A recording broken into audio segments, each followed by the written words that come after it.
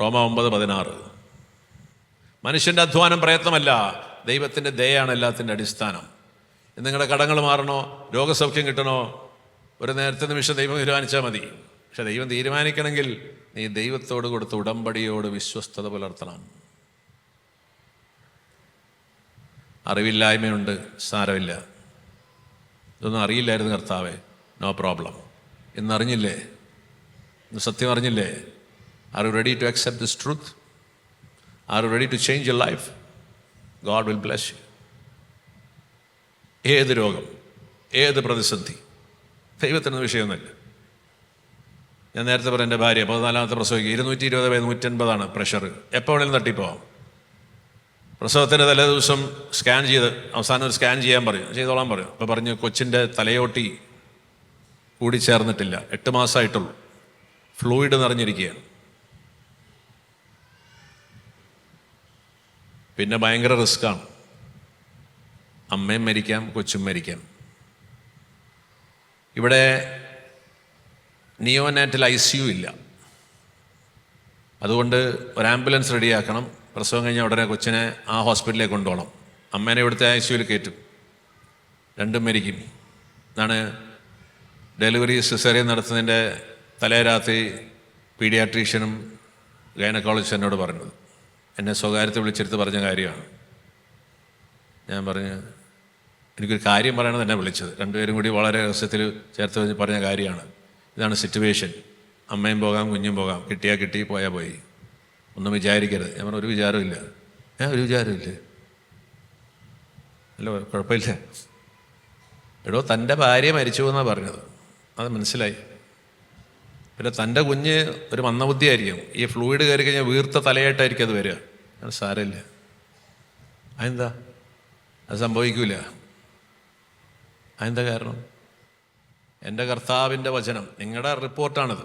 നിങ്ങളുടെ റിപ്പോർട്ടിൽ ഞാൻ വിശ്വസിക്കുന്നില്ല. എൻ്റെ ദൈവത്തിനൊരു റിപ്പോർട്ട് തന്നിട്ടുണ്ട്.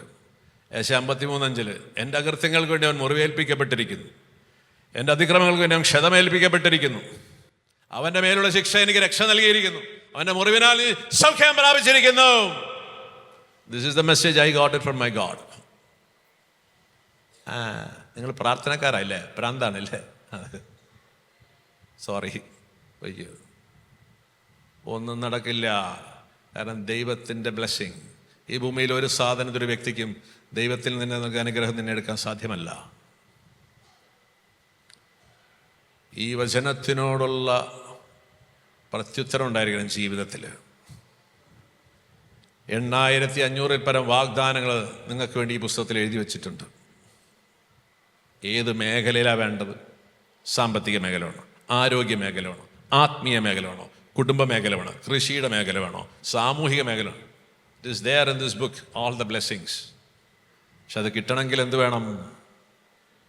ഉടമ്പടിയിലേക്ക് തിരിച്ചു വരണം. അതാണ് ആ പാപിനിയായ സ്ത്രീയോട് പറഞ്ഞത്, മേലിൽ പാപം ചെയ്തെന്ന് പറഞ്ഞാൽ come back to the covenantal relationship with God.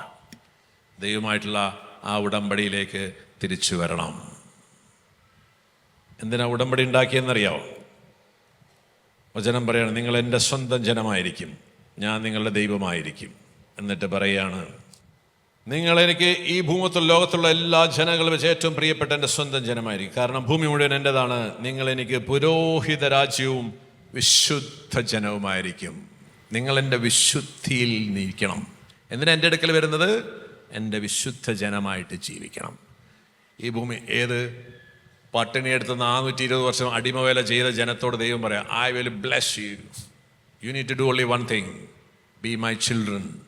എൻ്റെ പരിശുദ്ധിയിൽ നിന്ന് എൻ്റെ കൽപ്പനകൾ പാലിച്ച് എന്നോട് ചേർന്ന് നിൽക്കുക, ഞാൻ നിങ്ങളെ അനുഗ്രഹിച്ചിരിക്കും. ഇത്രേ ഉള്ളൂ. ഇതാണ് ആ പാപിനിയായ സ്ത്രീയോട് പറഞ്ഞത്, മേലിൽ പാപം ചെയ്യരുത്. എന്നിവിടെ നിങ്ങളോട് തന്നെ പറയാനുള്ളത്, ഗോ, ലെറ്റ് ഗോ. ആ ജീവിതശൈലി ഉപേക്ഷിക്കുക. എത്ര ലാഭകരമായാലും എത്ര ഗുണകരമായാലും ദൈവത്തിൻ്റെ വചനത്തിൽ ചേരാത്ത എന്തെല്ലാം സംവിധാനങ്ങളുണ്ടോ, കൂട്ടുകെട്ടുകളുണ്ടോ, വ്യാപാരങ്ങളുണ്ടോ, ഉപേക്ഷിക്കണം. 2, യേശുക്രിസ്തു വഴിയുള്ള 6ാമത്തെ ഉടമ്പടി. ദൈവത്തിൻ്റെ മക്കളായി യേശുവിനെ സ്വീകരിച്ച് ജീവിതം ക്രിസ്തുവിന് സമർപ്പിച്ച് ദൈവവചനത്തിന് ജീവിതത്തെ ഭരമേൽപ്പിക്കണം. എങ്കിൽ ദൈവം നിങ്ങളെ അനുഗ്രഹിച്ചിരിക്കും. നിങ്ങൾക്ക് ഈ ലോകത്തിൽ ആരെയും സഹായം ആവശ്യമില്ല. God will bless you. അപ്പോൾ ഇതാണ് ആ വാക്കിൻ്റെ അർത്ഥം. ഇത് ചെയ്ത ധൂർത്തപുത്രൻ അനുഗ്രഹിക്കപ്പെടും, ഇത് ചെയ്ത സക്കേവൂസ് അനുഗ്രഹിക്കപ്പെടും, ഇത് ചെയ്ത കുഷ്ഠരോഗി അനുഗ്രഹിക്കും, എല്ലാവരും അനുഗ്രഹിക്കപ്പെടുന്ന വഴിയതാണ്. ഇത് ചെയ്ത ബർത്തമ്യൂസ്. നിങ്ങൾ വിചാരിക്കണം ബൈബിളിൽ അനുഗ്രഹം കിട്ടിയത് വെറുതെ ഇങ്ങനെ ഒച്ചപ്പാടിട്ട് കിട്ടുന്നല്ല. ഇവരെല്ലാം യേശുവിലേക്കുള്ള വിശ്വാസത്തിൽ വന്നിട്ടാണ് കിട്ടിയത്. അപ്പോൾ ഇതാണ് മാനസാന്തരം എന്ന് പറയുന്നത്. ഈ കവനൽ റിലേഷൻഷിപ്പിലേക്ക് വരണം. തീർന്നില്ല. എന്താണ് ഈ കവനൽ റിലേഷൻഷിപ്പ്? ദൈവവചനത്തിന് നിങ്ങളെ പരിപൂർണമായി സമർപ്പിക്കണം. ഇന്ന് മുതൽ ഈ പുസ്തകം നിങ്ങളുടെ നെഞ്ചോട് ചേർത്ത് വെക്കണം. നിങ്ങളുടെ കുടുംബത്തിൽ, നിങ്ങളുടെ ബിസിനസ്സിൽ, നിങ്ങളുടെ ജീവിതത്തിലെ എല്ലാ തീരുമാനങ്ങളും ഈ പുസ്തകത്തിൽ പറഞ്ഞനുസരിച്ചിട്ടായിരിക്കണം. നിങ്ങളുടെ പാദങ്ങൾക്ക് വിളക്കും പാതയിൽ പ്രകാശവും ഇതായിരിക്കണം. നാട്ടുകാർ പലതും പറയും, ഡോക്ടർമാർ പലതും പറയും, പക്ഷെ നിന്റെ ജീവിതത്തിൻ്റെ വെളിച്ചം ഇത് തന്നെയായിരിക്കണം. ആ തീരുമാനങ്ങൾ, അതാണ് meticulous obedience to the word of God എന്ന് പറയും. വചനത്തിന് അടിമപ്പെടണം. പരിശുദ്ധ അമ്മയെപ്പോലെ ധൂർത്തപുത്രൻ വന്ന് ഞാൻ എൻ്റെ ഭവനത്തിൽ വേലക്കാരനായി ജീവിക്കാൻ തയ്യാറാണ്. അടിമ വേല ചെയ്യണം. അതാണ് ഈ അടിമ വേല ചെയ്യുന്നിടത്താണ് മക്കളെ യഥാർത്ഥ സ്വാതന്ത്ര്യം. സാത്താൻ പറയാണ് ദൈവത്തിൻ്റെ കൽപ്പന അനുസരിച്ച് നിങ്ങളെ ദൈവം അടിമപ്പെടുത്തിയിരിക്കുക, ദൈവം നിങ്ങൾക്ക് സ്വാതന്ത്ര്യം തരുന്നില്ലെന്ന് പറയും. യേശു ക്രിസ്തുവും പരിശുദ്ധമെന്ന് കാണിച്ചു തന്നു. ദൈവം പറയും സകല കൽപ്പനകളും പാലിച്ച് ജീവിച്ചവൻ്റെ പേരാണ് യേശു ക്രിസ്തു. അതനുസരിച്ച് ജീവിച്ചുള്ള പേരാണ് പരിശുദ്ധ മറിയം. ഈ ലോകം കണ്ടിൽ ഏറ്റവും കൂടുതൽ സ്വാതന്ത്ര്യവും അനുഗ്രഹവും എല്ലാ അധികാരമുള്ള രണ്ട് പേര്. എങ്ങനെയാണെന്ന് അറിയാവോ? Total submission to the word of God brings you the real freedom. സാത്താൻ പറഞ്ഞു കൽപ്പനകൾ അരുതുകളുടെ കൽപ്പനകൾ, അതനുസരിച്ചാൽ നമ്മുടെ എല്ലാ സ്വാതന്ത്ര്യം പോവും. തെറ്റാണ്, നുണയായിരുന്നു. അതുകൊണ്ട് ഇന്ന് തീരുമാനം എടുക്കണം. ഇന്ന് മുതൽ ജീവിതത്തിൽ ആരും ആയിക്കോട്ടെ, അതായത് എൻ്റെ ജീവിതത്തിൽ എല്ലാ തീരുമാനങ്ങളും ദൈവത്തിൻ്റെ വചനം അനുസരിച്ചിട്ടായിരിക്കണം. തീർന്നില്ല. മാനസാന്തരം അടുത്തൊരു സ്റ്റെപ്പ് കൂടിയുണ്ട്. ഈ വചനം അനുസരിച്ച് നിങ്ങൾ ജീവിക്കുമ്പോൾ നമ്മൾ ശിഷ്യത്വത്തിലേക്ക് വരണം. യോഹന്നാൻ 8 പറയുന്നുണ്ട്, നിങ്ങൾ എൻ്റെ കൽപ്പനകളിൽ നിലനിൽക്കുന്നെങ്കിൽ നിങ്ങൾ എൻ്റെ ശിഷ്യന്മാർ. നമുക്ക് ശിഷ്യത്വത്തിലേക്ക്, ശിഷ്യത്വവും മക്കളുടെ സ്ഥാനം ഒന്ന് തന്നെയാണ്. കുറച്ച് കുമ്പസാരിച്ചിട്ട് നമുക്കിങ്ങനെ അതിലേലും കറങ്ങി നടക്കാൻ പറ്റത്തില്ല. നമുക്കൊരു വിളിയുണ്ട്, നമ്മൾ യേശുവിൻ്റെ ശിഷ്യന്മാരായി മാറണം. ആരാ ശിഷ്യൻ? നിങ്ങൾ എൻ്റെ കൽപ്പനകളിൽ നിലനിൽക്കുന്നെങ്കിൽ നിങ്ങൾ എൻ്റെ ശിഷ്യന്മാരാണ്. അപ്പം ദൈവവചനാധിഷ്ഠിതമായൊരു ജീവിതം നയിക്കാൻ തയ്യാറാവണം. അടുത്ത മാനസാന്തരത്തിൻ്റെ ഒരു തരമാണ് നമ്മുടെ പാപങ്ങൾക്ക് പരിഹാരം ചെയ്യണം, പ്രാശ്ചിത്തം ചെയ്യണം. ആ പ്രാശ്ചിത്തം പുരോഹിതർ പറയുന്ന 2 സ്വർഗസ്ഥരായ 3 നന്മ നിറഞ്ഞവരെയല്ല. നിങ്ങളുടെ പാപത്തിൻ്റെ അളവനുസരിച്ച് പരിഹാര പ്രവൃത്തി ചെയ്യണം. സക്കേവൂസ് കള്ളത്തരത്തിനടുത്തെല്ലാം 4 ഇരട്ടിയെ തിരിച്ചു കൊടുത്തു. ഈ പരിഹാരം നമ്മൾ ദൈവം ആഗ്രഹിക്കുന്നുണ്ട്. സമ്പത്തിനെ ദൈവത്തെക്കാൾ സ്നേഹിക്കുന്ന എല്ലാ മക്കളും അതിൽ ഒരംശം ദൈവരാജ്യത്തിന് മാറ്റിവെക്കാൻ തയ്യാറാവണം. സ്വർണത്തിനിപ്പോൾ 1 ലക്ഷം. ഇതിനൊക്കെ പൂജിച്ച് നടന്നിട്ട് യേശു ക്രിസ്തുവിനെ കിട്ടുമെന്ന് വിചാരിച്ചാൽ യേശു ക്രിസ്തുവിനെ പൂട പോലെ കിട്ടില്ല. നമ്മളൊക്കെ ദൈവം ഇതാണ്. ഇതിനൊക്കെ സേവിച്ചിട്ട് യേശുവെന്ന് പറഞ്ഞാൽ യേശു വരത്തില്ല. ഇതൊക്കെ കുറച്ച് ഉപേക്ഷിക്കാൻ തയ്യാറാകുക. ഉപേക്ഷ, അതാണ് ക്രിസ്തുവിലുള്ള വഴി. എന്നിൽ വിശ്വസിക്കുന്നവൻ തന്നെ പരിത്യജിക്കണം. നമ്മുടെ ജീവിതത്തിൽ ഏറ്റവും പ്രാധാന്യമുള്ളത് ഉപേക്ഷിക്കാൻ തയ്യാറാവണം. അപ്പോഴേ യേശുവിനെ കിട്ടുള്ളൂ. ഇതാണ് പരിഹാരം. എന്തിൻ്റെയൊക്കെ പുറകെ കഴിഞ്ഞ നാളുകളിൽ ഓടിയോ അതൊക്കെ ഒന്ന് മാറ്റിവെച്ച് ആത്മരക്ഷയ്ക്കും ദൈവരാജ്യത്തിന് വിസ്തൃതിക്ക് ഓടാനായിട്ട് തയ്യാറാവുക. ഇതിൻ്റെ പേരാണ് മാനസാന്തരം. അവസാനമായി പാപത്തിന് ഫലമുണ്ട്. നിങ്ങൾ ചെയ്ത ഒരു നുണയ്ക്ക് പോലും നാളെ നിങ്ങളുടെ ജീവിതത്തിൽ തിരിച്ചു വരും. ഭയങ്കര ഭീകരമായിട്ടായിരിക്കും ചിലവ്. നിങ്ങൾ വിചാരിക്കും ഞാനൊരു ചെറിയ നുണയല്ലേ പറഞ്ഞിട്ടുള്ളൂ എന്നുള്ളതാണ്. അല്ല, എല്ലാ പാപങ്ങളും നമ്മുടെ ജീവിതത്തിൽ തിരിച്ചു വരും. ഫലമുണ്ട്, പാപത്തിന് പരിണിത ഫലമുണ്ട്. ഇന്നല്ലെങ്കിൽ നാളെ കിട്ടിയിരിക്കും. പാപത്തിന് ഫലം കിട്ടാതെ ഈ ലോകത്തിൽ ആരും മരിച്ചു പോവില്ല. അപ്പോൾ ഈ ഫലം നമ്മളിൽ കിടപ്പുണ്ട്. ഇന്ന് നമ്മൾ പ്രത്യേകിച്ച് പാപത്തിന് ആരാധന ഡെലിവറൻസ് ആണ്, പാപത്തിൻ്റെ ഫലങ്ങളിൽ നിന്നുള്ള മോചനമാണ്. പക്ഷെ ആ ഫലം വെറുതെ മോചിക്കപ്പെടത്തില്ല. നമ്മൾ ഉപവാസം, പ്രാർത്ഥന, ദാനധർമ്മം, പുണ്യങ്ങളുടെ പരിശീലനം വഴി നമ്മുടെ പാപത്തിൻ്റെ ഫലങ്ങളിൽ നമ്മൾ മോചനം നേടാൻ പരിശ്രമിക്കണം. Hallelujah, hallelujah. ഇങ്ങനെ ഈ 4-5 സ്റ്റെപ്പുകൾ നടത്തി അവസാനം പരിശുദ്ധാത്മാവിൻ്റെ കൃപാവരങ്ങളിൽ വളർന്ന് യേശുവിൻ്റെ സുവിശേഷം ദൗത്യം നമ്മൾ പ്രഘോഷിക്കണം. ഈ 5-6 സ്റ്റെപ്പുകൾ എടുക്കുന്നതിൻ്റെ പേരാണ് മാനസാന്തരം. ആദ്യത്തെ കുർബാന കൊള്ളപ്പാടിന് ദിവസം കുമ്പസാരം നടത്തിയവരെ നിങ്ങൾ ഈ രീതിയിൽ മാനസാന്തരം നടത്തിയിട്ടുള്ള ആൾക്കാരുണ്ടെങ്കിൽ കൈപൊക്കാം. ഒന്ന്, പാപം തരുന്ന സുഖം, നേട്ടം, ലാഭം. പാപത്തിലേക്കുന്ന വ്യക്തികൾ, വസ്തുക്കൾ, സാഹചര്യങ്ങൾ ഇന്നു മുതൽ ഉപേക്ഷിക്കണം. അതാരായാലും. അപ്പനാണെങ്കിലും ഉപേക്ഷിക്കണം. അതുകൊണ്ടാണ് ഞാൻ 27 വയസ്സിൽ വീട് വിട്ടിറങ്ങി വന്ന്. എൻ്റെ അപ്പനും അമ്മയ്ക്കും എൻ്റെ ഈ രീതി ഇഷ്ടമല്ല. അവർ ജീവിക്കുന്ന രീതിയിൽ ഞാൻ ജീവിക്കണം എന്ന് പറഞ്ഞു. അവരുടെ ജീവിതത്തിൽ പ്രധാന മൂല്യം സമ്പത്തായിരുന്നു. ഇന്ന് മാറിയവർ. ആ മൂല്യത്തോട് ചേരാൻ എനിക്ക് പറ്റത്തില്ല. അന്ന് വീട് വിട്ടിറങ്ങിയവനാ ഞാൻ. ഇങ്ങനെ വർജിക്കണം. ഇന്ത്യയിൽ 1-ാം തരം ജോലി ഉണ്ടായിരുന്നതാണ് ഞാൻ. Best job in India, the best in India. Automobile industry എന്നെ കഴിഞ്ഞിട്ടേ ഉള്ളൂ. ഏത് കമ്പനി ജോലി എടുത്താൽ അപ്ലിക്കേഷൻ കൊടുത്താൽ കിട്ടും. പക്ഷേ ആ ജോലി വേണ്ടെന്ന് വെച്ചാൽ ദൈവത്തിൻ്റെ ഹിതമനുസരിച്ച് ജീവിക്കാൻ പറ്റത്തില്ല. അതുകൊണ്ട് ആ ജോലി ഉപേക്ഷിച്ചു. ഇങ്ങനെ വർജിക്കണം. ലാഭമുള്ളത് ചിലപ്പോൾ ഉപേക്ഷിക്കേണ്ടി വരും. പാപം വരുന്നത് എപ്പോഴും പിശാചായിട്ടല്ല. പാപം ലാഭമായിട്ടാണ് വരിക. പാപം നേട്ടമായിട്ട് വരും. പാപം സുഖമായിട്ട് വരും. പാപം സന്തോഷമായിട്ട് വരും. പാപം ഒരിക്കലും മരണമായിട്ട് വരില്ല. പാപം വരുന്ന 4 വഴികൾ: ലാഭം, നേട്ടം, വിജയം, സന്തോഷം, സുഖം. ഇങ്ങനെ പാപകരമായ ഒരു സുഖവും നേട്ടവും ലാഭവും വേണ്ടാന്ന് തീരുമാനിക്കണം ഇന്നു മുതൽ. ആ സാഹചര്യങ്ങൾ പരിപൂർണ്ണം ഉപേക്ഷിക്കണം. 2, ദൈവത്തിൻ്റെ കൽപ്പനകൾ പാലിച്ച് ദൈവത്തിൻ്റെ ശിഷ്യത്വത്തിലേക്ക് വന്ന് പാപത്തിന് പരിഹാരം ചെയ്ത് യേശുക്രിസ്തുവിൻ്റെ ദൗത്യം നമ്മൾ ആരംഭിക്കണം. പറുദീസയിൽ ആദത്തിന് കൊടുത്ത ദൗത്യം, പറുദീസ കൃഷി ചെയ്യാനും ശുശ്രൂഷിക്കാൻ ആദത്തെ ഏൽപ്പിച്ചതെന്ന് പറയാം. എന്താണ് അവിടെ ഏൽപ്പിച്ച ദൗത്യം? യേശു വന്നിട്ട് നമുക്ക് തന്ന ദൗത്യം എന്താണ്? നിങ്ങൾ ലോകമെങ്ങും പോയി സകല സൃഷ്ടികളോടും സുവിശേഷം പ്രസംഗിക്കണം. ഇത്രയും കാര്യങ്ങൾ ചെയ്യാൻ തീരുമാനിച്ചോ? നിങ്ങൾക്ക് എന്നെ ഉറപ്പ് തരാം, നിങ്ങൾക്ക് എത്ര കോടി കടമുണ്ടെങ്കിലും നിങ്ങൾ നാളെ മരിക്കുമെന്ന് പറഞ്ഞിട്ടല്ലോ, നീ ജീവിച്ചിരിക്കും. നിന്റെ കടം ദൈവം മാറ്റിയിരിക്കും. നിങ്ങളുടെ മക്കൾ ഏത് വഴി കൂടി പഴച്ചു പോയാലും നിങ്ങളുടെ വീട്ടിൽ തിരിച്ചു വന്നിരിക്കും. അവരെല്ലാം സ്വർഗം പ്രാപിച്ചിരിക്കും. ഗ്യാരൻറ്റീഡാണ്. ഈ 6 സ്റ്റെപ്പ് എടുക്കാൻ തീരുമാനമുള്ളവർ ഞാൻ നിങ്ങൾക്ക് തരുന്ന വാഗ്ദാനം, അത് നടന്നിട്ടില്ലെങ്കിൽ നിങ്ങൾ പറഞ്ഞ എന്ത് നഷ്ടവും ഞാൻ തരാം. സ്വർഗം കാത്തിരിക്കുന്നു തിരിച്ചുവരവിന് വേണ്ടി. നുള്ളി, പിച്ചി, മാന്തി, റബ്ബർ എടുത്തു, ലഡു എടുത്തു, ഇതൊന്നുമല്ല കുമ്പസാരിക്കേണ്ടത്. കഴിഞ്ഞ ആഴ്ച പള്ളിയിൽ പോയില്ല.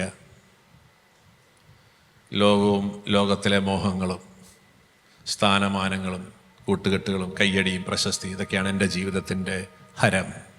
എനിക്ക് ആത്മരക്ഷയും സ്വർഗമൊന്നും വിഷയമൊന്നുമില്ല. കിട്ടിയാൽ നല്ല കാര്യം, അത്രേ ഉള്ളൂ.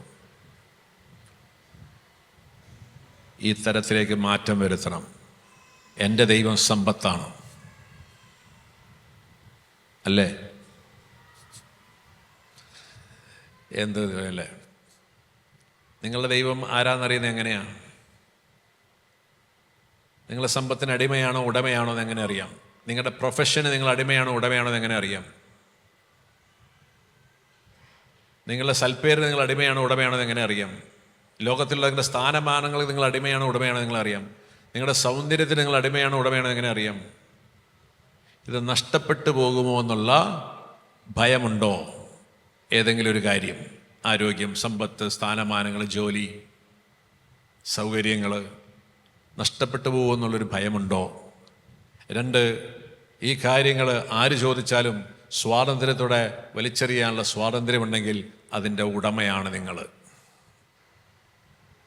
എന്ത് നഷ്ടപ്പെടുന്നതിനും എനിക്ക് ഭയമില്ല. 2, എന്നോട് ആരെന്താവശ്യം ചോദിച്ചാലും അത് കൊടുക്കാനുള്ള സ്വാതന്ത്ര്യം ഉണ്ടെങ്കിൽ അതിൻ്റെ എല്ലാം ഉടമകളാണ് നിങ്ങൾ. അല്ലാത്തതിൻ്റെ എല്ലാം അടിമകളാണ് നിങ്ങൾ. ഈ അടിമത്തത്തിൽ കിടക്കുന്ന ജനത്തിനൊരിക്കലും ദൈവം വാഗ്ദാനം ചെയ്ത രക്ഷ സ്വന്തമാക്കാൻ പറ്റില്ല. അതുകൊണ്ടാണ് ഈജിപ്തിൻ്റെ അടിമത്തത്തിൽ കിടന്ന ജനത്തിനെ ഈജിപ്തിൽ വെച്ച് അവർ ആരാധിക്കാൻ പോയത്. ദൈവം പറയും, ഈജിപ്തിൽ ആരാധന എനിക്ക് സ്വീകാര്യമല്ല. അടിമത്തത്തിൽ കിടന്നിട്ട് ഒരു ആരാധനയും സ്വീകാര്യമല്ല. അടിമത്തത്തിൽ നിന്ന് പുറത്തു കൊണ്ടുവരണം. മരുഭൂമിയിൽ കൊണ്ട് നിങ്ങൾ എന്നെ ആരാധിക്കണം. യെസ്, നമ്മളൊക്കെ സേവിക്കുന്ന സമ്പത്തിനെയാണ്. സമ്പത്തുമായിട്ട് ബന്ധപ്പെട്ട പ്രൊഫഷൻ, സ്ഥാനമാനങ്ങൾ, ലോകത്തിലെ ബഹുമതികൾ, അംഗീകാരങ്ങൾ. ഇത് ഉപേക്ഷിക്കണം പ്രിയമുള്ളവരെ. ഇത് ഉപേക്ഷിക്കണം എങ്ങനെയാണെന്നറിയോ? നിങ്ങൾ യേശു ക്രിസ്തുവിന് ജീവിക്കാൻ തീരുമാനിക്കുമ്പോൾ, നിങ്ങൾ യേശുവിനെ സുവിശേഷം പ്രസംഗിക്കാൻ തുടങ്ങുമ്പോൾ ഈ പറഞ്ഞ വ്യക്തികളെല്ലാം നിങ്ങളെ ഉപേക്ഷിച്ചിട്ട് പോകും. നിങ്ങൾ അവർ ആത്മരക്ഷയെക്കുറിച്ച് സംസാരിക്കാൻ തുടങ്ങുമ്പോൾ അവർ പറയും നിനക്കെന്താ പ്രാന്തായി എന്ന് ചോദിക്കും. Yes, I am mad about Jesus. വിധി വരാൻ പോവാണ് മകനെ, മാനസാന്തരപ്പെടണം, ഈ ജീവിതശൈലി മാറ്റണം. ഫ്രണ്ട്സിനോട് പറയണം, വെള്ളമടിക്കാമായ ഫ്രണ്ട്സ്, കല്യാണം കഴിക്കാമായ കൂട്ടുകെട്ടുകൾ, എല്ലാവരോടും പറയണം നിനക്കൊരു ദൗത്യമുള്ളൂ ഇനി ലോകത്തിൽ. ഞാൻ നേരത്തെ പറഞ്ഞു, ക്രിസ്ത്യാനി സന്തോഷിക്കുന്നത് എന്തിനാ സന്തോഷിക്കുന്നത്? പാപികളുടെ മാനസാന്തരത്തിൽ മാത്രമേ എനിക്ക് സന്തോഷമുള്ളൂ. ക്രിസ്ത്യാനി ജീവിതത്തിൽ ഒറ്റ ലക്ഷ്യമുള്ളൂ. The only purpose in life preaching the gospel. ആത്മരക്ഷ, എൻ്റെ അപരന്റെ ആത്മരക്ഷ. ഇതാണ് നമുക്കുള്ള ഏക ദൗത്യം. ബാക്കി നിനക്ക് വേണ്ടതെല്ലാം സ്വർഗം നീ ആഗ്രഹിക്കുന്നതിൽ കൂടുതൽ നിന്റെ ജീവിതത്തിൽ തന്നിരിക്കും. കരമൊന്ന് ഉയർത്തി പിടിക്കണം.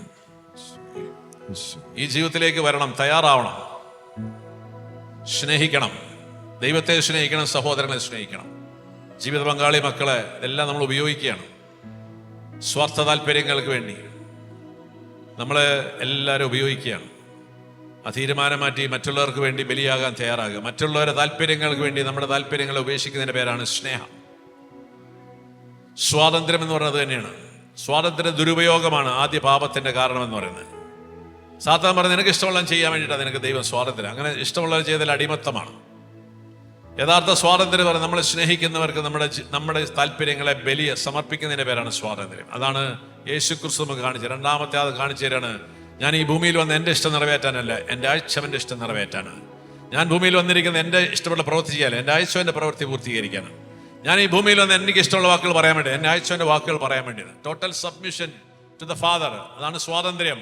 അങ്ങനെ ദൈവം അവനെ ഉയർത്തി എല്ലാ അധികാരങ്ങളും എടുത്ത് എല്ലാത്തിന്റെ ഉടയവനാക്കി മാറ്റി. നിന്നെയും ഇന്ന് ദൈവം ഉയർത്തും. ഇതാണ് സ്വാതന്ത്ര്യം. പരിപൂർണമായ ദൈവത്തിന്റെ ഇഷ്ടത്തിന് ജീവിതം സമർപ്പിക്കുന്നിടത്താണ് മക്കളെ സ്വാതന്ത്ര്യം. അവിടെയാണ് സാമ്പത്തിക ഭദ്രത, അവിടെയാണ് ആരോഗ്യം, അവിടെയാണ് കുടുംബം അനുഗ്രഹിക്കണം, അവിടെയാണ് നിന്റെ മക്കൾ അനുഗ്രഹിക്കപ്പെടുക. തീരുമാനങ്ങൾ എടുക്കുക. ദൈവത്തെ ഒന്ന് വിളിച്ച് പ്രാർത്ഥിക്കട്ടെ. ഹല്ലേലൂയ. യേശുവേ നന്ദി, പിതാവേ നന്ദി, കർത്താവേ നീ ഞങ്ങളെ വിളിച്ചു. ആദിയിൽ ഇങ്ങനെ ആയിരുന്നില്ല. ആദിയിലായിരുന്ന ഒരു പദ്ധതിയിലേക്ക് തിരിച്ചു വരാൻ ഞങ്ങൾ ആഗ്രഹിക്കുന്നു. പർദീസയിലേക്കുള്ള തിരിച്ചുവരവ് ദൈവകൃപയുടെ, ദൈവാനുഗ്രഹം നിറഞ്ഞ, ദൈവത്തോട് ഐക്യപ്പെട്ട അവസ്ഥയ്ക്ക് പറയുന്ന പേരാണ് പർദീസ. മനുഷ്യന്റെ എല്ലാ മാനങ്ങളും അതിസ്വാഭാവിക രീതിയിൽ അഭിവൃദ്ധിപ്പെട്ടിരുന്നു ദൈവമായിട്ടുള്ള ഐക്യത്തിൽ. അത് വീണ്ടും ദൈവം നമുക്ക് തരും. നിനക്ക് നഷ്ടപ്പെട്ടതെല്ലാം ദൈവം തിരിച്ചു തരും. ദൈവത്തിന് നിന്റെ സമ്പത്ത് എടുത്തോണ്ട് സന്തോഷമൊന്നുമില്ല. ദൈവം നിന്നെ രോഗിയാക്കുന്നതിന് ദൈവത്തിന് സന്തോഷമൊന്നുമില്ല. ദൈവത്തിന് നിന്റെ മരണം തരുന്ന ദൈവത്തിന് സന്തോഷമൊന്നുമില്ല. പക്ഷേ നിന്റെ അസ്തിത്വം ദൈവത്തിലായിരിക്കണമെന്ന് ദൈവം ആഗ്രഹിക്കുന്നു. അല്ലാത്തെല്ലാം നാശമായതുകൊണ്ടാണ് നിന്നെ സ്നേഹിക്കുന്ന ദൈവം നിന്നെ എടുത്തു മാറ്റിയത്. ആ എടുത്തു മാറ്റിയ ദൈവം ഇരട്ടിയായി നിനക്ക് തിരിച്ചു തന്നിരിക്കും. പക്ഷെ ആ സ്ഥാനം നീ സ്വന്തമാക്കണം. തീരുമാനങ്ങളെടുത്ത് ദൈവത്തെ സ്തുതിക്കട്ടെ. ഹല്ലേലൂയ. യേശുവേ നന്ദി, യേശുവേ ആരാധന. Hallelujah. Oh, we give you glory. Hallelujah. Thank you, Lord. Thank you, Lord. ആദ്യ പാപത്തിനുള്ള പരിഹാരമായിട്ടാണ് ദൈവം ഈശോ ഒരു പ്രാർത്ഥന നമുക്ക് നൽകിയത്. ദൈവത്തെക്കാൾ ഉപരി മനുഷ്യൻ തന്നെ സ്നേഹിച്ചു. സ്വാർത്ഥ താല്പര്യം. ദൈവത്തെക്കാൾ ഒരു മനുഷ്യൻ സൃഷ്ടപ്രപഞ്ചത്തെ സ്നേഹിച്ചു. സ്വന്തം ഇഷ്ടങ്ങളും സ്വന്തം താല്പര്യം പൂർത്തീകരിക്കാൻ ദൈവത്തെ തള്ളിക്കളഞ്ഞു പോയ മനുഷ്യൻ. ഈ പാപത്തിനുള്ള പരിഹാരമായിരുന്നു യേശു പഠിപ്പിച്ച പ്രാർത്ഥന. ഒന്ന് കൈ ഉയർത്തി പ്രാർത്ഥിക്കാം. എല്ലാ മഹത്വവും ദൈവത്തിന്. അവിടുത്തെ രാജ്യം വരണം, അവിടുത്തെ ഇഷ്ടം എൻ്റെ ജീവിതത്തിൽ നടക്കണം. അന്നന്നത്തെ ആഹാരം എനിക്ക് നൽകണം. നമുക്ക് വേറെ ഒന്നും ആവശ്യമില്ല. നമുക്ക് ദൈവകൃപ മതി. എന്തൊക്കെയോ സമ്പാദിക്കാൻ വേണ്ടി ഓടിയത് ആദോഹവേ നശിച്ച നാറാണക്കല്ല് പിടിച്ചു. നമ്മൾ എന്തിൻ്റെയൊക്കെ പുറകെ ഓടുകയാണ്. നമുക്ക് ദൈവകൃപ മതി. നീനൊക്കെ എത്ര പട്ടിണിയുണ്ടോ, എത്ര ദാരിദ്ര്യം, നിനക്ക് കുടുംബത്തിലൊരു വിവരം ഇല്ല, വിദ്യാഭ്യാസമില്ലേ, നീ കാലി തൊഴുത്തി പറഞ്ഞവനായിരിക്കാം, നീ ജയിലിൽ കിടക്കുന്നതിന് ഒരു പ്രശ്നമില്ല, നിനക്ക് എൻ്റെ കൃപ മതി. ഇതാണ് നമുക്ക് വേണ്ടത്. നമ്മളിങ്ങനെ 3-4 തലമുറയ്ക്ക് ഉണ്ടാക്കി വെച്ചിട്ട് യേശുവിനെ പറയാം ഒന്ന് കാത്തോളണത്. പിന്നെ യേശു ക്രിസ്തുവിന് ഇത് കാക്കാനാണല്ലോ പരിപാടി. യേശു ക്രിസ്തുവിനെ നീ ദൈവത്തോട് ചേർന്ന് നിൽക്കണം. ആ ദൈവത്തിന്റെ മക്കളായ തീരുമാനമെടുത്ത് ദൈവത്തെ മഹത്വപ്പെടുത്തുന്ന ഒരു ജീവിതം. നിങ്ങൾ എന്ത് ഭക്ഷിക്കുകയാണെങ്കിലും, നിങ്ങൾ എന്ത് പാനം ചെയ്യുകയാണെങ്കിലും ഇന്ന് മുതൽ അത് ദൈവ മഹത്വത്തിനായിട്ട് ചെയ്യണം. അതാണ് ആ പ്രാർത്ഥനയുടെ ഉദ്ദേശം. All the glory to my Father. അപ്പാ, അങ്ങയുടെ മഹത്വത്തിന് ചേരാത്ത എല്ലാ ബന്ധങ്ങളും, എല്ലാ സ്വഭാവങ്ങളും, എല്ലാ ജീവിത രീതികളും, എല്ലാ എന്റർടൈൻമെന്റുകളും, എല്ലാ സുഖങ്ങളും സന്തോഷങ്ങളും ഇന്ന് ഞാൻ ഉപേക്ഷിക്കുന്നു. നിനക്ക് മഹത്വം തരാത്ത എല്ലാ പ്രവർത്തനവും ഉപേക്ഷിച്ചവൻ മാത്രം പ്രാർത്ഥിക്കേണ്ട പ്രാർത്ഥനയാണ് സ്വർഗസ്ഥനായ പിതാവേ. ഇത് വെറുതെ ചെല്ലുന്ന പ്രാർത്ഥനയല്ല. ഇത് അർത്ഥമറിഞ്ഞ് മാനസാന്തരപ്പെട്ട് വരുന്ന ദൈവത്തിന്റെ മക്കള് അപ്പനോട് പ്രാർത്ഥിക്കുന്ന പ്രാർത്ഥനയാണ്. വേറൊരു പ്രാർത്ഥന നിങ്ങൾ പ്രാർത്ഥിക്കേണ്ട ആവശ്യമില്ല. ഇന്ന് പ്രാർത്ഥനാ പുസ്തകമായിട്ട് ചുമന്നുകൊണ്ട് നടക്കുക ക്രിസ്ത്യാനി. നിന്റെ ആവശ്യമില്ല. ഈ പ്രാർത്ഥന ഹൃദയപൂർവ്വം ചൊല്ലിക്കഴിഞ്ഞാൽ വേറൊരു പ്രാർത്ഥന ആവശ്യമില്ല. നമുക്കിത് ചെല്ലാൻ താല്പര്യമില്ല. നമുക്ക് നമ്മുടെ രാജ്യം വേണം, നമ്മുടെ ഇഷ്ടങ്ങൾ നിറവേറണം, നമ്മുടെ നാമം മഹത്വപ്പെടണം, നമുക്ക് 2-3 തലമുറയ്ക്കുള്ള സമ്പത്ത് വേണം. എന്നിട്ട് പള്ളിയിൽ പോയിട്ട് 2 കൈയും വിരിച്ചിട്ട് സ്വർഗസ്ഥനായ പിതാവേ. എന്ത് വിരോധാഭാസം! മറ്റുള്ള തെറ്റ് ക്ഷമിക്കാൻ താല്പര്യമില്ല, മറ്റുള്ള കുറവുകൾ അംഗീകരിക്കാൻ താല്പര്യമില്ല, മറ്റുള്ളവരെ കൂടെ നടക്കാൻ എനിക്ക് താല്പര്യമില്ല, നമുക്ക് ഇഷ്ടമില്ലാത്തവരെ കൂടെ നടക്കാൻ താല്പര്യമില്ല, നമ്മൾക്ക് ഇഷ്ടമില്ലാത്ത നമ്മുടെ ജീവിത പങ്കാളിയുടെ സ്വഭാവത്തെ ഉൾക്കൊള്ളാൻ താല്പര്യമില്ല. എന്നിട്ട് പ്രാർത്ഥന സ്വർഗസ്ഥനായ പിതാവേ. വെറുതെ വിഡ്ഢിത്തരമാണ്. അതുകൊണ്ട് ചേഞ്ച് യുവർ ലൈഫ്, മാനസാന്തരപ്പെടുക. നമ്മൾ ദൈവത്തെയും സഹോദരങ്ങളെയും ഉപയോഗിച്ച് ജീവിക്കുന്നവരാണ്. നമ്മളതിനെ വിളിക്കുന്ന പേരാണ് സ്നേഹം. എന്ത് സ്നേഹമല്ല എന്നറിയുന്നത് നല്ലതാണ്. എൻ്റെ ശരീരത്തിൻ്റെയും മനസ്സിൻ്റെയും സുഖത്തിനും സംതൃപ്തിക്കും വേണ്ടി, എന്തിനാണ്? എൻ്റെ ശരീരത്തിൻ്റെയും മനസ്സിൻ്റെയും സുഖത്തിനും സംതൃപ്തിക്കും വേണ്ടി എൻ്റെ കൂടെ നിൽക്കുന്നവരെ ഉപയോഗിച്ചുകൊണ്ട് ഞാൻ നടത്തുന്ന ക്രയവിക്രയങ്ങൾക്ക് സ്നേഹമെന്ന് പറയില്ല. എന്താണ്? എൻ്റെ ശരീരത്തിൻ്റെയും മനസ്സിൻ്റെയും സുഖത്തിനും സംതൃപ്തിക്കും വേണ്ടി കൂടെ നിൽക്കുന്നവരെ ഉപയോഗിച്ചുകൊണ്ട്, അതെൻ്റെ ജീവിത പങ്കാളി ഉണ്ടാവും, മക്കളുണ്ടാവും, മാതാപിതാക്കളുണ്ടാവും, എൻ്റെ തൊഴിലാളികളുണ്ടാവും, എൻ്റെ പ്രിൻസിപ്പൽസ് ഉണ്ടാവും, എൻ്റെ അയൽക്കാരുണ്ടാകാം, എൻ്റെ കമ്പനിയിലുള്ള ആൾക്കാർ, പല ബന്ധങ്ങൾ. ഇതെല്ലാം ഞാൻ എന്തിനാ ചെയ്യുന്ന അറിയോ? എൻ്റെ ശരീരത്തിൻ്റെയും മനസ്സിൻ്റെയും സുഖസംതൃപ്തിക്ക് വേണ്ടിയിട്ട് ഈ നിൽക്കുന്നവരെല്ലാം എനിക്കറിയാം ഇന്നയാൾക്ക് എന്താണ് ആവശ്യം, എൻ്റെ ജീവിത പങ്കാളിയുടെ വീക്ക്നെസ് എന്താണ്, എൻ്റെ അപ്പൻ്റെ വീക്ക്നെസ് എന്താണ്, എൻ്റെ മക്കളുടെ വീക്ക്നെസ് എന്താണ്, അതെനിക്കറിയാം. അതുകൊണ്ട് ആ വീക്ക്നെസ് അറിയാവുന്ന ഞാൻ ഉപയോഗിക്കുകയാണ്. ആ വീക്ക്നെസ് ഉപയോഗിച്ച് എനിക്ക് വേണ്ട കാര്യങ്ങൾ ഞാൻ ഇങ്ങനെ നേടിക്കൊണ്ടിരിക്കുകയാണ്.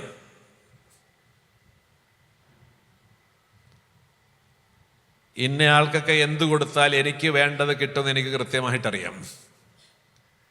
ഇതുപോലെ തന്നെ എന്തൊക്കെയോ കൊടുത്താൽ ദൈവത്തിൽ നിന്നും കിട്ടുന്നതാണ് നമ്മുടെ വിചാരം. കിട്ടില്ല. മനുഷ്യരെ പറ്റിക്കാൻ, ദൈവത്തെ പറ്റിക്കാൻ പറ്റില്ല. അതുകൊണ്ട് അങ്ങനെ നടത്തുന്ന ക്രയവിക്രയത്തിന് സ്നേഹം എന്ന് പറയില്ല.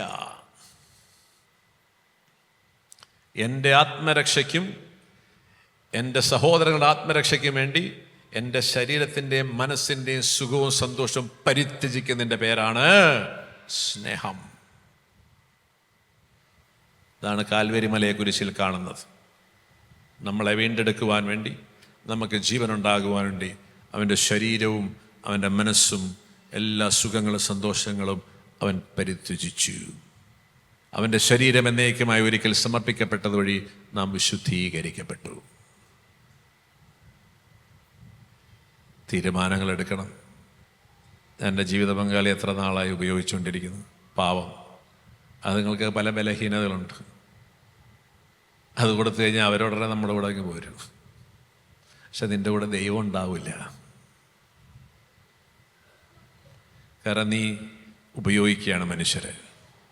പിന്നെ വേറൊരു കാര്യമുണ്ട്, നമുക്ക് എല്ലാ മനുഷ്യരെയും ജീവിതകാലം മുഴുവൻ ഉപയോഗിക്കാൻ പറ്റില്ല കേട്ടോ. കുറച്ച് കഴിയുമ്പോൾ അവർ ടച്ച് പോവും, സമ്മതിക്കില്ല. അതുകൊണ്ട് മാറ്റങ്ങൾ വരുത്തുക. അപരൻ്റെ വെൽബീയിങ്ങിന് വേണ്ടി എൻ്റെ ഇഷ്ടങ്ങൾ പരിത്യജിക്കുന്നതിൻ്റെ പേരാണ് സ്നേഹം. ഹല്ലേലൂയ. നമുക്ക് ജീവനുണ്ടാകുവാൻ, നമ്മളെ ദൈവത്തിൻ്റെ മക്കളാക്കുവാൻ, നമുക്ക് സ്വർഗത്തിൻ്റെ അവകാശികളാക്കുവാൻ വേണ്ടി അവൻ്റെ ശരീരവും അവൻ്റെ മനസ്സിൻ്റെ രക്തവും നമുക്ക് വേണ്ടി പങ്കുവെച്ചിട്ട് അവൻ പറയും, ഇതാണ് സ്നേഹം. ഞാൻ നിങ്ങളെ സ്നേഹിച്ചതുപോലെ നിങ്ങൾ പരസ്പരം സ്നേഹിക്കണം. കുമ്പസാരത്തിലൊക്കെ നമ്മൾ ശരിക്കും പറയണം, എൻ്റെ ജീവിത പങ്കാളിയെ ഞാൻ സ്നേഹിച്ചിട്ടില്ല, എൻ്റെ മക്കളെ സ്നേഹിച്ചിട്ടില്ല.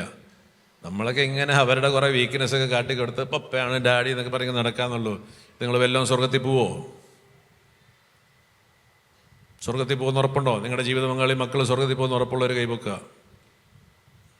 I guarantee you, my wife will enter into heaven. All my 7 children will enter into heaൻ. കാരണം അവരെ ആരും ഞാൻ ഉപയോഗിക്കാറില്ല. ദൈവത്തെ പ്രതി മാത്രം മക്കളെ സ്നേഹിക്കുക, ദൈവത്തെ പ്രതി മാത്രം ജീവിത പങ്കാളിയെ സ്നേഹിക്കുക, ദൈവത്തോടുള്ള സ്നേഹത്തെ പ്രതി. അല്ലാണ്ട് നമ്മുടെ സ്വാർത്ഥ താല്പര്യത്തിന് വേണ്ടി ഒരു ബന്ധങ്ങൾ ഉപയോഗിക്കരുത്. അത് ഉപഭോഗമാണ്, അത് പാപമാണ്. അവിടെ ദൈവം ഉണ്ടാവില്ല. നിങ്ങൾ പറയുന്നത് സ്നേഹമെന്ന് പറയും, പക്ഷേ ദൈവം ഉണ്ടാവില്ല. കാരണം ദൈവം സ്നേഹമാണ്. അതുകൊണ്ട് സ്നേഹബന്ധങ്ങളൊക്കെ പരിശോധിക്കുക, മാറ്റങ്ങൾ വരുത്തുക, ജീവിത വരുമാന മാർഗങ്ങൾ പരിശോധിക്കുക. സത്യം, നീതി, കരുണ, ഇത് മൂന്നുമായിരിക്കണം നിങ്ങളുടെ സാമ്പത്തിക സ്രോതസ്സിൻ്റെ മാനദണ്ഡം. സത്യവും നീതിയും കരുണയും നിങ്ങളുടെ കുടുംബത്തിൻ്റെ ഭദ്രതയെക്കാളും കുടുംബത്തിൻ്റെ സുഖങ്ങളെക്കാളും മുൻപിൽ വെക്കണം. സമ്പത്ത് സമ്പാദിക്കുമ്പോൾ സത്യത്തിൽ സമ്പാദിക്കണം, നീതിപൂർവമായിരിക്കണം, സ്നേഹത്തിലായിരിക്കണം തൊഴിലെല്ലാം ചെയ്യേണ്ടത്. വല്ലവനെയും ഊറ്റി വല്ലവനെയും പറ്റിച്ച് എങ്ങനെയും കുറച്ച് സമ്പത്തുണ്ടാക്കിയിട്ട് യേശു ക്രിസ്തുവിനെ കിട്ടില്ല. യേശു ക്രിസ്തുവിനെ കിട്ടില്ല. കാരണം ഞാൻ സത്യമാണ്, സത്യം പറഞ്ഞുകൊണ്ട് കുരിശിൽ കയറ്റി കൊന്നവനാണ് നിന്റെ ദൈവം. ആ ദൈവത്തെ കിട്ടണമെങ്കിൽ നിന്റെ ജീവിതത്തിൽ സത്യമുണ്ടാവണം. പരിശോധിക്കുക, സാമ്പത്തിക മേഖല സത്യത്തിലാണോ ചെയ്യണത്? ടാക്സ് കൊടുക്കുന്നുണ്ടോ? അർഹതപ്പെട്ട ഗവൺമെൻറ് കൊടുക്കണം, അർഹപ്പെട്ട കൂലി വേലക്കാർക്ക് കൊടുക്കണം, അർഹപ്പെട്ട സഹോദരങ്ങൾക്ക് കൊടുക്കണം, അർഹപ്പെട്ട ദൈവത്തിനും കൊടുക്കണം. ഇതൊന്നും കൊടുക്കാതെ എല്ലാം പൂത്തി വെച്ചിട്ട് ദൈവമേ ജപ്തിയാന്ന് പറഞ്ഞാൽ ജപ്തി അടിച്ച് പോകത്തുള്ളൂ. തീരുമാനങ്ങൾ എടുക്കണം. ജീവിതത്തിലെ എല്ലാ സുഖ സന്തോഷങ്ങളെക്കാളും കുടുംബത്തിൻ്റെ എല്ലാ സൗകര്യങ്ങളെക്കാളും സത്യത്തിനും നീതിക്കും സ്നേഹത്തിനും പ്രാധാന്യം കൊടുക്കണം. ഇപ്പോൾ യേശു നിങ്ങളുടെ കൂടെ വരും. ബുദ്ധിമുട്ടാണ്. ക്രൈസ്തവ ജീവിതം ബുദ്ധിമുട്ടാണ്. അത് കുരിശിൻ്റെ വഴിയാണ്. പക്ഷേ നിനക്ക് ദൈവത്തെ കിട്ടും. തുടക്കത്തിൽ ബുദ്ധിമുട്ടായിട്ട് തോന്നും, പക്ഷേ ഈ പ്രപഞ്ചം മുഴുവൻ എൻ്റെതാ. എൻ്റെ അപ്പം പറയുന്ന വാക്കാണ്, ഇത് മുഴുവൻ എൻ്റെതാ. പക്ഷെ നിങ്ങളെന്തിനാ അനാഥരെ പോലെ നടക്കുന്നത്? നിങ്ങൾ മക്കളായ മതി, ഇതെല്ലാം നിങ്ങൾക്ക് കിട്ടും. അതാണ് നമ്മുടെ വിളി. നമ്മൾ പ്രത്യേകിച്ചൊന്നും സമ്പാദിക്കേണ്ട. ഭൂമിയിലെ സാധന വസ്തുക്കളും എൻ്റെതാണ്. ഇസ്രായേൽ ജനത്തിന് ഈജിപ്തിൽ പുറത്തു നിന്നിട്ട് പറയാണ്, ഈ ലോകം മുഴുവൻ എൻ്റെതാ, ഞാൻ നിങ്ങൾക്ക് തന്നു, അത്രേ ഉള്ളൂ. അതുകൊണ്ട് നിങ്ങൾ എൻ്റെ വചനം അനുസരിച്ച് എൻ്റെ കൂടെ വസിക്കുക, എൻ്റെ മക്കളായിട്ട് ജീവിക്കുക. അതാണ് നമ്മുടെ വിളി. താല്പര്യമില്ല. കാരണം എന്താ? It demands sacrifice, it demands martyrdom. അത് രക്തസാക്ഷിത്വമാണ്. സ്വന്തം സ്വാർത്ഥ സുഖങ്ങളോട്, സന്തോഷങ്ങളോട്, താല്പര്യങ്ങളോട് രക്തസാക്ഷിത്വം നടത്തണം. മരിക്കാൻ തയ്യാറാവണം. 2, എൻ്റെ സഹോദരന് വേണ്ടി എൻ്റെ താല്പര്യങ്ങളും സൗകര്യങ്ങളും പങ്കുവെക്കാൻ തയ്യാറാവണം. അങ്ങനെയുള്ളൊരു സാക്രിഫിഷ്യൽ ലൈഫ്, അതാണ് സ്നേഹം. ഇങ്ങനെ സ്നേഹമാകാൻ എനിക്ക് താല്പര്യമില്ല. അതുകൊണ്ടാണ് ധൂർത്തപുത്രം വീട് വിട്ടിറങ്ങിപ്പോയത്. അതുകൊണ്ടാണ് ആദം പർദീസ വിട്ടിറങ്ങിപ്പോയത്. കാരണം ഇങ്ങനെ ജീവിക്കാൻ താല്പര്യമില്ല. അതൊരു ബലിയാണ്, അത് ത്യാഗമാണ്, അത് നഷ്ടപ്പെടുത്തലാണ്, അപരന് വേണ്ടി ത്യജിക്കലാണ്. ഇതിൻ്റെ പേരാണ് സ്നേഹം. അങ്ങനെ സ്നേഹിക്കാൻ എനിക്ക് താല്പര്യമൊന്നുമില്ല. പക്ഷെ അതാണ് ദൈവം. തീരുമാനിക്കുക. ഇന്ന് മുതൽ നിങ്ങളുടെ ജീവിതത്തിലെ സകല പ്രശ്നങ്ങൾക്കുള്ള പരിഹാരം നിങ്ങളോട് പരിശുദ്ധാത്മ സംസാരിച്ചു കഴിഞ്ഞു. ഇനി നിങ്ങളുടെ തീരുമാനം അനുസരിച്ചാണ് നടക്കുക. ദൈവഹിതത്തനുസരിച്ച് ജീവിതത്തെ ക്രമപ്പെടുത്തിയാൽ എല്ലാവർക്കും കൃപ കിട്ടും. Praise the Lord. പിതാവിൻ്റെയും പുത്രൻ്റെയും പരിശുദ്ധാത്മാവിൻ്റെയും നാമത്തിൽ ആമേൻ.